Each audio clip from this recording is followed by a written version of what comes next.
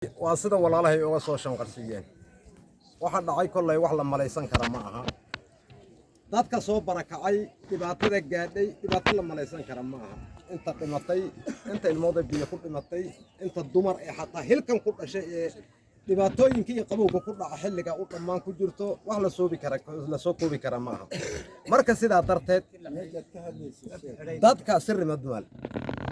marka dadka sirrime ka soo barakacay waa dadkii Oromo ay xukumi jirtay weeyaan waa dadkii maamulkeeda ay gacanta ku haysay weeyaan haro dumaal waa dadkii maamulkeeda ay gacanta ku haysay weeyaan dadkan soo barakacay ee iminkan fadhiyo dadka ay xukumaysay weeyaan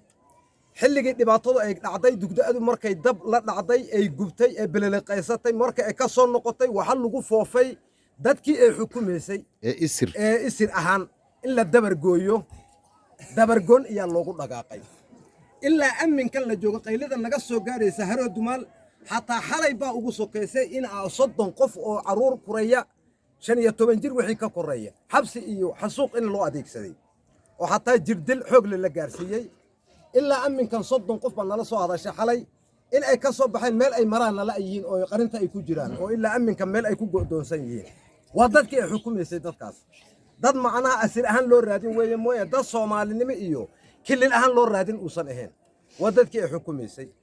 marka dadka dhibaatada ku dhacday wax la soo koobi kara ma aha magaalada kuwa jooga waa la biliqaystay dukaamada waa la jabsaday ganacsigii dhammaan waa la biliqaystay wax dhaqan ma laha qof dumar oo qudaar xataa banaanka intay u baxdo iibsan karta ma laha kulligood guriyay ku wada xidhan yihiin annaga dumarka naga 8 naagood baa la xidhay oo hadda shalay ilaa amminkan ay ku xidhan yihiin guriga ku wada xidhan yihiin kulligood waa kuwa magaalada dhex degan ee haro dumaal dhex degan ee ayagu ay xukumayaan oo xukunkood hoos imaada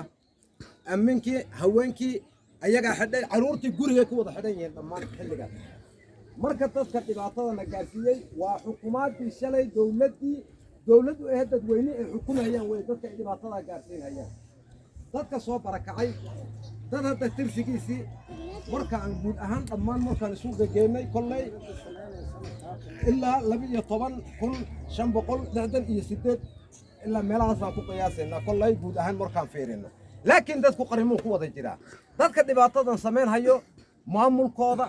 qolada qayrowdan la yiraahdo liyuhayliga booliiska taataaqiga waxa u kala maqan ma laha xubnaha Oromiya ee ka tirsan tahay wax ka maqan ma laha dhibaatada waxa gaarsiinaysa dawladda Oromiya weey